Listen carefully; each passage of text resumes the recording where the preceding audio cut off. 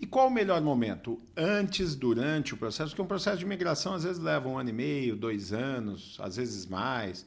Né? Não sei pontuar aqui exatamente, porque cada caso é um, cada visto tem o seu sentido. Mas quando? Antes de procurar o advogado, procurou o advogado, já está certo, definiu com a família, fala com o contador? Paralelo. Eu acho que tem que ser paralelo a conversa com o contador e com o advogado. Por quê? Porque o advogado não tem obrigação de te informar sobre a sua parte fiscal e tributária. Então, ele vai te explicar tudo do visto, data, o que você pode, o que você não pode. Só que você tem que entender qual vai ser o seu impacto. Isso é obrigação somente sua. Se o cara me procura com 3 meses de antecedência do Green Card chegar, muitas vezes eu não tenho tempo de reestruturar o que eu preciso no Brasil. Porque dentro de um planejamento pré-imigratório, muitas vezes a gente tem que mexer com o Brasil. A gente tem que orientar o cliente, que tipo de investimento ele pode ter, o qual ele não pode, quais aplicações são mais vantajosas, participações em empresa, de qual forma tem que ser. Então, o ideal é 6 meses, mas se puder com um tempo maior, excelente, porque aí não vai ficar nada para trás. Entendi. Porque uma coisa que é bem importante para as pessoas entenderem, Guilherme, do momento que chegou o Green Card, tudo muda. Tem eleições que eu podia fazer ontem para a pessoa sem Green Card que eu não posso mais fazer hoje. Então, um exemplo, se o cara me chegou para mim antes de ser residente, com histórico de empresa no Brasil, muitos dividendos, eu consigo criar uma estrutura, o qual, sem custo econômico algum, ele consegue converter essa estrutura para uma estrutura que ele vai se beneficiar aqui. Só que se ele já pegou o Green Card, esta conversão de estrutura tem um impacto fiscal, que ele vai ter que fazer como se fosse uma venda nessa conversão. Eu liquido a minha estrutura original e começo uma nova. E quando eu liquido a minha original, eu tenho que liquidar no valor de mercado.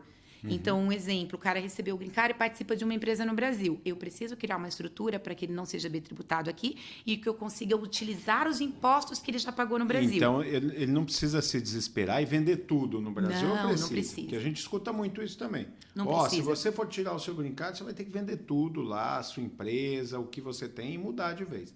Ou é assim mesmo, ou não. Não precisa. Especificamente, cada um tem um jeito. Não precisa. Existe uma forma de você ser não residente fiscal no Brasil, manter os seus investimentos lá e você não sofrer com a bitributação.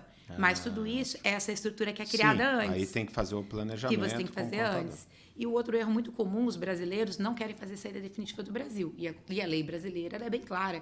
Você tem que fazer saída definitiva. O que muita gente não entende é o impacto de você não fazer a saída. Você saiu do Brasil, veio para cá, começou um negócio aqui, a mesma regra daqui é no Brasil. O Brasil tributa global, não territorial. Então, tudo aquilo que você está ganhando aqui, você vai ter que declarar no Brasil, com alíquotas completamente diferentes e com profissionais que não estão acostumados com isso. É muito difícil você falar com um contador no Brasil que entenda de tributação internacional, porque não se usa. Não é a prática, né? Não é a prática. Quando ele quer, ele tem que vir para cá. Até com tributaristas. A gente tem que achar, assim... tirar, vamos dizer assim, sal da areia para separar quando a gente encontra um tributarista que sabe, porque todo mundo fala, depois vai pesquisar, depois você chega num ponto que você fala, não, essa pessoa não vai dar certo com esse planejamento, porque ela não sabe o que ela está falando, e a gente precisa de um profissional bom do lado de lá. E emendando esse tema, Carol, uma coisa muito comum que pode acontecer, já tive algumas pessoas, clientes, que não se deram tão bem com isso, que é o domicílio fiscal. A regra é assim, eu sou turista, né? Tenho meus 180 dias, e aí o pessoal começa a se empolgar com o fato de mudar sem ter mudado. Então ele começa a vir prestar serviço para um amigo que convidou ele para trabalhar na obra ou para administrar a empresa. Aí ele vem e volta, e ele não cria uma regra. Ele acha que ele pode ficar os 180 dias aqui. Ele está pensando na lei migratória. 180 dias. E aí, é muito comum também esse erro, acontece? Muito. E gera uma confusão enorme para ele depois. O mais engraçado é a cara da pessoa quando você fala. Multa? Tem. A pessoa, vamos dar o exemplo do turista, que é o melhor. Um turista pode ser residente fiscal. Aí o cliente olha e fala, mas como? Eu não tenho nem visto. Como que eu posso ser residente fiscal? A lei da imigração, ela não é a lei da Receita Federal. A maioria dos países tem essa regra de residência. Então, o que quer dizer? Se você passar mais de 183 dias em solo americano com visto de turismo, você é residente fiscal. Independente se você daqui 2 anos ou 1 ano vai voltar, você vai ter que declarar aqui como tal. E o que é declarar como residente fiscal? Declarar sua renda global. Aí ele Então, vai me cobrar sobre o que eu ganhei você vai naquele pagar ano. normal como nós, residentes, ou como um cidadão americano. Como que eu ganhei naquele ano. Tudo, tudo. E essa questão do exemplo que você deu, ela é muito interessante também, porque as pessoas entendem que como elas não são residentes, até o que vem temporário para cá, fiz um trabalho, mas eu vou declarar no Brasil. Trabalho executado em solo americano, imposto pago em solo americano. Existem receitas que são tributadas no lugar onde você tem residência, mas trabalho é no local onde você trabalhou. Então, muita gente que vai embora e deixa. Às vezes trabalhou 1, 2 meses, nem você disse, ajudando um amigo na obra. Esse amigo fez uma declaração para a Receita que ele trabalhou. Então, um dia que ele nem sabe, que ele espera, ele recebe uma surpresa que ele tem uma dívida na Receita. Mas como que eu tenho uma dívida na Receita? Então, desse trabalho que você fez aí temporário. Mas também vamos deixar calmo o pessoal, tudo tem solução, desde que você tenha um bom contador acompanhando, mesmo que você teve algum problema ou está aí com algum problema, procure o escritório da Carol. Né, bate um papo com os contadores, vai te orientar também um bom advogado para conduzir, talvez se o problema for jurídico, e você vai sair ali tranquilamente. O importante é ter esse caminho. Se você não conseguiu fazer esse planejamento tributário, o acompanhamento com o contador, organizar a sua vida e está passando por algum problema, procura o contador. Ele com vai certeza, organizar. Não é para assustar ninguém, né? Para as pessoas que estão nos assistindo, não é para assustar, é só para realmente orientar o quão importante é entender o lugar onde você está indo investir. E não é só na questão de impostos, que é a minha área que a gente está falando, não. É em tudo, né?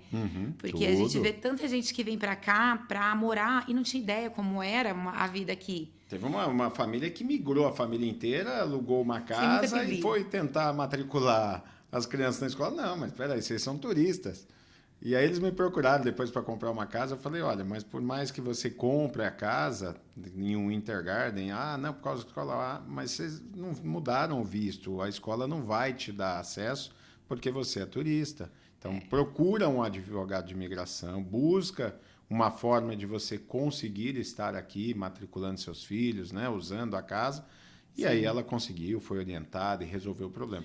É isso mesmo. A questão é só se orientar e não escutar em conversas de, vamos dizer assim, de corredor, do vizinho, do amigo, na igreja, porque ideias mirabolantes surgem, mas existe como fazer tudo super certo, viver aqui tranquilo. Claro, pagar imposto a gente sempre vai ter que pagar, principalmente aqui, onde a gente tem tantos benefícios, né? Sim. Então, você paga o imposto, você sabe para onde está indo. Então, você paga o seu IPTU, você vê lá na conta do IPTU o que vai para a escola, o que vai para a polícia, o que vai para a iluminação pública. Você sabe o que eu acho interessante? A gente tem um imposto extra do IPTU, que é o CDD, né?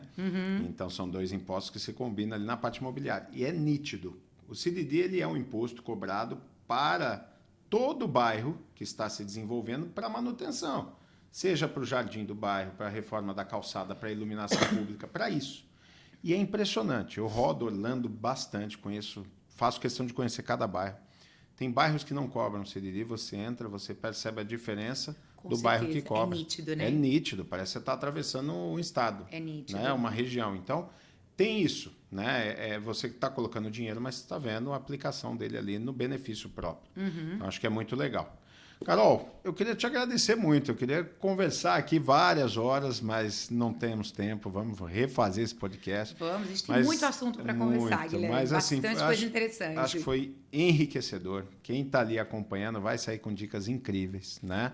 Se preciso for, busque o escritório da Carol, é um dos maiores e melhores escritórios contábeis de Orlando. Obrigado, Guilherme. Você vai estar sendo bem assessorado, são anos e anos de experiência.